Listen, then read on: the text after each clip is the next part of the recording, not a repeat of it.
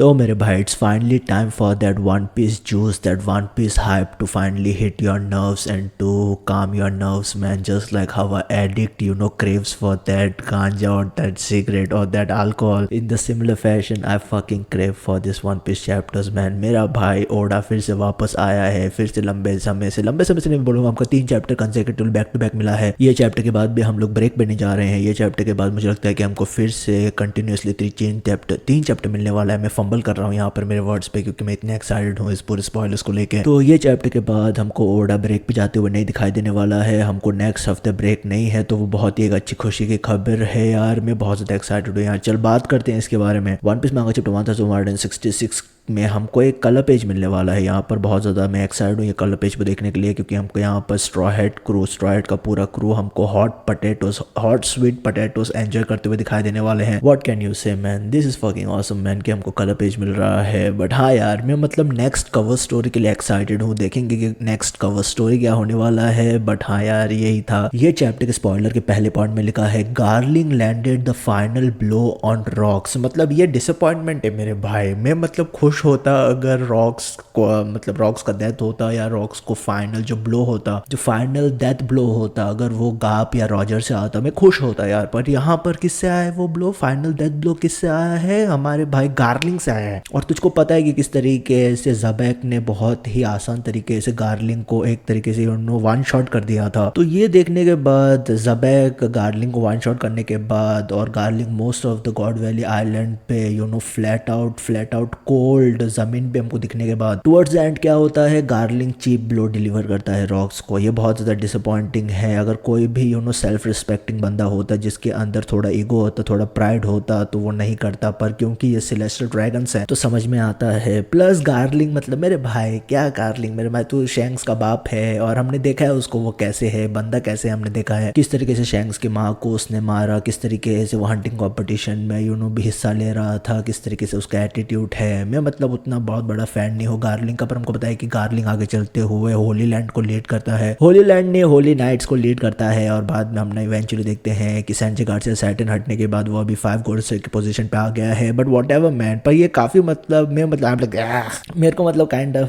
Vomiting आ रहा है ये देख के कि गार्लिंग ने ज़बैक को फाइनल ब्लो डिलीवर किया। I am like what the fuck man, what ever man. अब ये मेरे दिमाग में एक क्वेश्चन ये भी रेज करता है कि गाप और रॉजर हमारे भाई ज़बैक को हराने के बाद क्या उन लोग वहां से निकल लेते हैं? क्या उन लोग फ्लैट आउट कोल्ड जमीन पे गिरे हुए थे? क्योंकि हमको पता है कि लास्ट जो फाइनल अटैक मारा था उन दोनों लोगों ने, वो उनका ऑल आउट अटैक था। तो मोस्ट प्रॉब्ली एग्जॉस्शन के जरिए से उन लोग भी मतलब उनका भी जो पीठ है वो जमीन पे टच किया रहेगा। हमने देखा था कि सिल्वर नाइट रेली और गबान गए थे फिर से गॉड वैली आइलैंड पे, तो मोस्ट प्रॉब्ली उन लोग असिस्ट करेंगे, मुझे ऐसा लगता है। क्योंकि यहाँ पर ऐसा लिखा गया है कि गार्लिंग फाइनल ब्लो डिलीवर करता है ज़बैक को, तो मोस्ट प्रॉब्ली ज़बैक वहां पर ही रहेगा।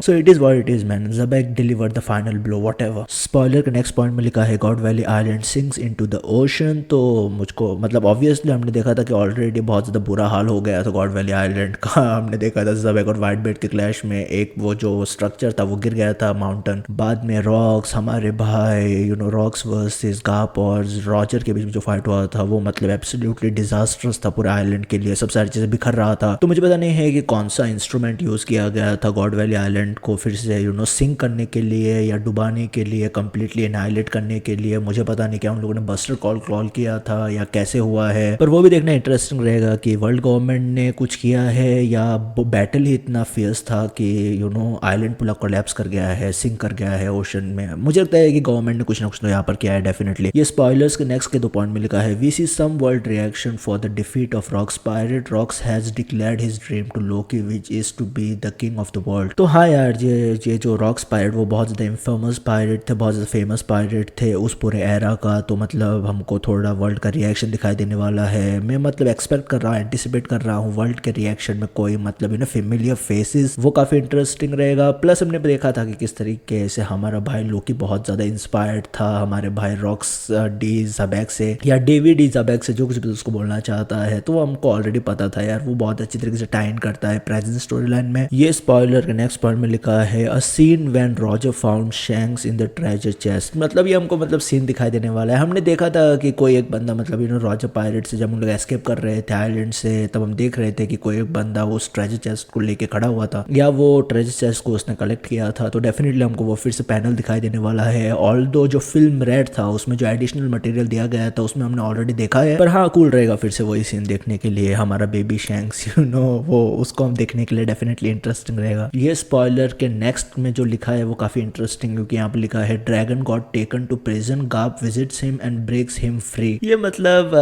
ये मतलब मैंने एक्सपेक्ट, मेरे को से लगा था कि हमको पता है कि किस तरीके से ड्रैगन ने कई सारे लोगों को बचाने के लिए अपना पूरा पूरा करियर, पूरा जान दाव पे लगा दिया था। हमने देखा था उसको प्रीवियस चैप्टर में किस तरीके से वो उसने बंदूक ताना था एक वाइस एडमिरल के ऊपर। उसने बोला था कि अगर तू इन सब सारे लोगों को नहीं यहाँ से एस्केप करवाएगा तो मैं तुमको ठोक दूंगा। तो हमको पता ना था, मतलब हमको पता था कि कुछ ना कुछ तो उसका वाइडर रेपरकशंस रहेगा, गवर्नमेंट उसको पनिश करेंगे ही। तो इस वजह से ड्रैगन को जेल में डाल दिया गया। मुझको पता नहीं ये इम्पेल डाउन है कि नहीं है यार, ये इंटरेस्टिंग रहेगा अगर हमारा भाई ड्रैगन हमको इम्पेल डाउन में दिखाई दे। पर हाँ उससे भी ज्यादा इंटरेस्टिंग बात यह है कि गाप ड्रैगन को विजिट करता है और गाप ड्रैगन को छुड़वाता है उस पूरे सीन से। ये काफी इंटरेस्टिंग है मेरे भाई कि गाप ने अपने बेटे को छुड़वाया है प्रिजन से। ये पर्सनली मेरे हिसाब से बहुत ज्यादा सेंस करता है, क्योंकि गाप ने जो कंट्रीब्यूशन दिया है पूरे गॉड वैली आइलैंड पे, वो मतलब हमको पता है किस तरीके से उसको हीरो डिक्लेयर कर दिया गया था। तो वो सब सारी चीजें कंसिडरेशन में लेते हुए मुझे लगता है कि गाप को कोई भी एक कॉन्सिक्वेंस फेस करना नहीं पड़ेगा और गाप ने अपने बेटे को छुड़ाया है। वो बहुत ज्यादा कूल बात है, क्योंकि गाप को भी पता है कि गॉड वैली आइलैंड पे क्या चल रहा था। और ये काइंड ऑफ मेरे को थोड़ा कंटेक्स्ट भी देता है कि गाप ने क्योंकि यहाँ पर ड्रैगन को छुड़ाया है, उसने एक तरीके से ऑब्वियसली यहाँ पर अपने ड्यूटी को साइड में रखा है, अपने ऑर्डर्स को साइड में रखा है और रिस्क लेके अपने बेटे को छुड़ाया है। At the end of the day वो उसका बेटा ही है। पर ये kind of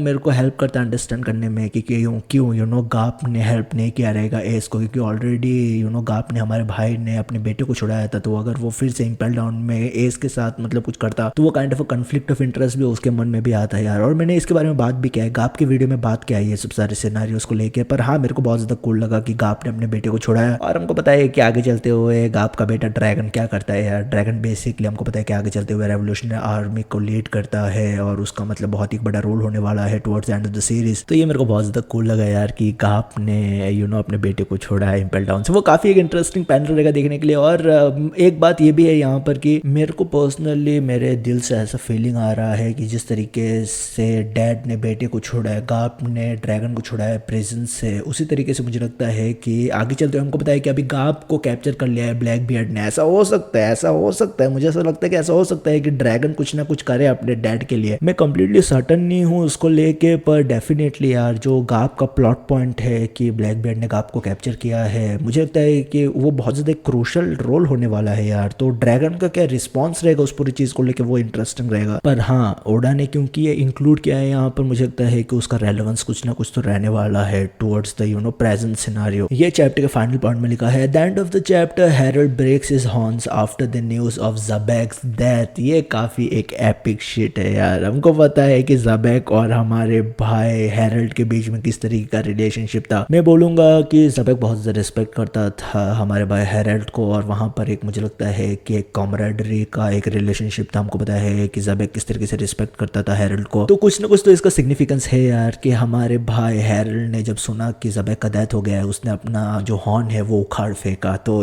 that is pretty. मैं मतलब सोच रहा था जब मैंने देखा था हैरोल्ड को, यंग हैरोल्ड को देखा था, तो हमको पता है कि उसके पास हॉर्न था, और बाद में हमने देखा उसको विदाउट हॉर्न्स उसके ओल्डर स्टेजेस में। तो सब सारे लोग सोच रहे थे कि किसने हॉर्न्स निकाला रहेगा, और यहाँ पर हमको पता चला कि हैरोल्ड ने खुद ने अपना हॉर्न निकाला है। So this is some epic shit man, this is some epic shit. देखना काफी इंटरेस्टिंग रहेगा यार। ये चैप्टर रीड हम लोग जरूर करेंगे, लाइव रिएक्शन जरूर करेंगे इसके ऊपर। तो मोस्ट प्रोबेबली समरी वीडियो नहीं आएगा, बट हाँ यार मैं बहुत ज्यादा एक्साइटेड हूँ इस पूरे चैप्टर को लेके। क्या क्या चल रहा था यार इस चैप्टर में, मेरे लिए पर्सनली हाईलाइट था कि किस तरीके से गार्लिंग ने चीप शॉट, मतलब चीप गंदी मतलब नीच हरकत किया है यहाँ पर ज़बेक को फाइनल ब्लो डिलीवर करके, और बाद में ये जो ड्रैगन और गाप का एस्पेक्ट था वो बहुत ज्यादा कूल था। तो ये सिर्फ मतलब ब्रीफ समरी था इस पूरे चैप्टर का। तुम्हारा ओपिनियन क्या है यार इस पूरे चैप्टर को लेकर, मेरे को डेफिनेटली बताना। और जरूर अगर तू इस वीडियो पे आया है तो लाइक करके जाना वीडियो को, ताकि ये वीडियो को वो हेल्प करे यार एल्गोरिदम में। पर ये सब सारी चीजें था, तू हमेशा याद रखे। तेरा भाई वीआरपी, ख्याल रख अपना, पीस मेरे भाई।